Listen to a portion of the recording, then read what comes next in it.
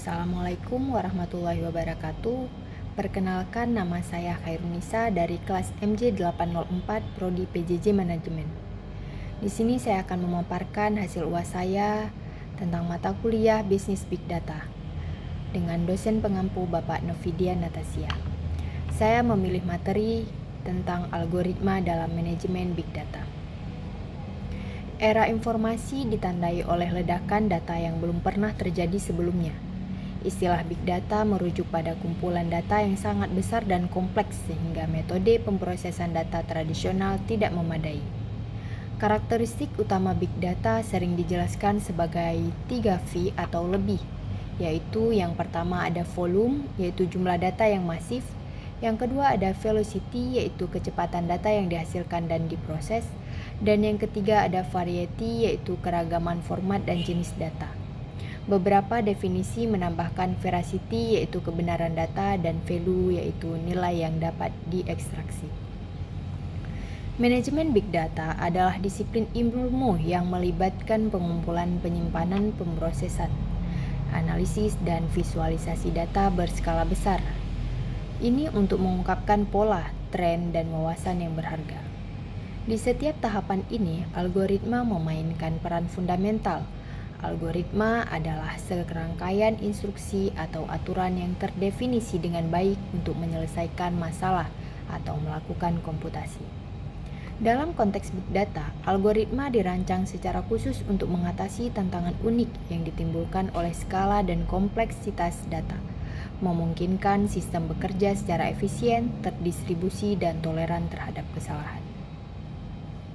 Materi ini bertujuan untuk menguraikan peran krusial algoritma dalam ekosistem Big Data, mengklasifikasikan jenis-jenis algoritma berdasarkan fungsinya, serta menyoroti tantangan dan tren masa depan dalam pengembangan algoritma ini.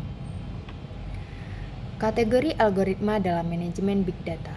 Algoritma dalam manajemen Big Data dapat dikelompokkan berdasarkan fase utama dalam siklus hidup data.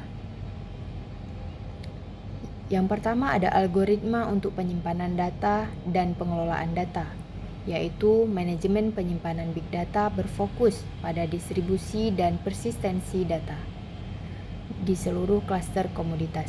Algoritma ini bertujuan untuk memastikan ketersediaan, ketahanan, dan akses data yang efisien. Yang kedua yaitu algoritma untuk pemrosesan data. Setelah data disimpan, langkah selanjutnya adalah memprosesnya. Algoritma di kategori ini berfokus pada komputasi skala besar, baik secara batch maupun real time. Yang ketiga ada algoritma untuk analisis data dan pembelajaran mesin. Ini adalah area di mana nilai bisnis dari Big Data paling sering diekstraksi dengan memanfaatkan berbagai teknik machine learning dan deep learning yang disesuaikan untuk skala besar. Yang keempat yaitu algoritma untuk visualisasi data.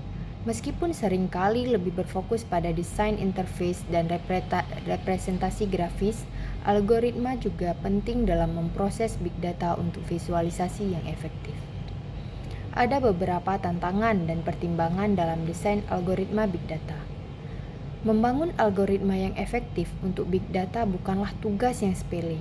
Beberapa tantangan utama yaitu meliputi, yang pertama ada skalabilitas, yaitu algoritma harus dapat ditingkatkan untuk menangani volume data yang terus bertambah tanpa penurunan kinerja yang signifikan. Ini sering memerlukan desain yang share made nothing dan horizontally scalable. Yang kedua itu ada paralelisme dan komputasi terdistribusi, yaitu memanfaatkan arsitektur komputasi paralel dan terdistribusi untuk mempercepat pemrosesan. Desain algoritma harus memperhitungkan komunikasi antar node, sinkronisasi, dan konsistensi data. Toleransi kesalahan, yaitu dalam klaster dengan ribuan node, kegagalan hardware adalah hal yang tak terhindarkan. Algoritma harus mampu melanjutkan pemrosesan dan memulihkan diri dari kegagalan tanpa kehilangan data atau downtime yang signifikan. Selanjutnya ada efisiensi sumber daya, yaitu meminimalkan penggunaan CPU, memori bandwidth jaringan, dan operasi I/O. Algoritma harus hemat sumber daya untuk mengurangi biaya operasional dan mempercepat eksekusi. Selanjutnya ada latensi, yaitu untuk aplikasi real-time atau interaktif, algoritma harus memberikan waktu respon yang sangat cepat. Ini sering bertentangan dengan kebutuhan akan akurasi yang tinggi. Selanjutnya ada keamanan dan privasi, yaitu mengintegrasikan algoritma untuk enkripsi data, anonimisasi, diferensial privacy, dan kontrol akses untuk melindungi informasi sensitif. Selanjutnya ada kebenaran data, yaitu big data seringkali tidak bersih, tidak lengkap atau tidak konsisten. Algoritma untuk pembersihan data, deteksi anomali imputasi, nilai yang hilang, dan validasi data sangat penting untuk memastikan kualitas hasil analisis. Yang terakhir ada kompleksitas algoritma. Algoritma yang lebih kompleks mungkin memberikan hasil yang lebih akurat, tetapi memerlukan daya komputasi yang jauh lebih besar. Ada kebutuhan untuk menyeimbangkan akurasi dengan efisiensi.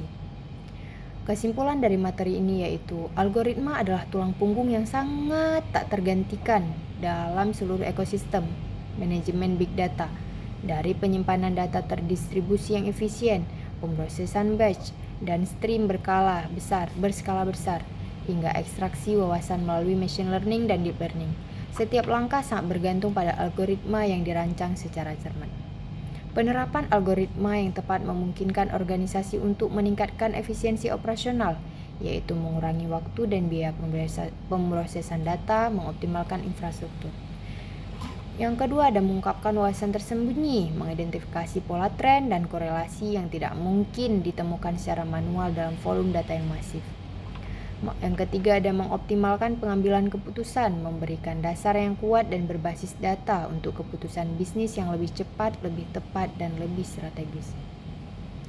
Yang terakhir ada mengembangkan aplikasi dan layanan inovatif, memungkinkan penciptaan produk dan layanan baru yang didukung oleh kemampuan analisis big data, mulai dari sistem rekomendasi personal hingga kendaraan otonom. Masa depan manajemen big data akan terus didorong oleh inovasi dalam algoritma. Konvergensi antara algoritma tradisional, machine learning, deep learning, komputasi kuantum, dan arsitektur hardware baru akan membuka potensi lebih lanjut dalam memahami dan memanfaatkan data yang terus bertumbuh. Penelitian dan pengembangan di bidang ini akan tetap menjadi area yang krusial untuk menghadapi tantangan dan merealisasikan nilai penuh dari big data. Baik, hanya sekian materi yang dapat saya sampaikan. Semoga dapat bermanfaat bagi kita semua. Assalamualaikum warahmatullahi wabarakatuh.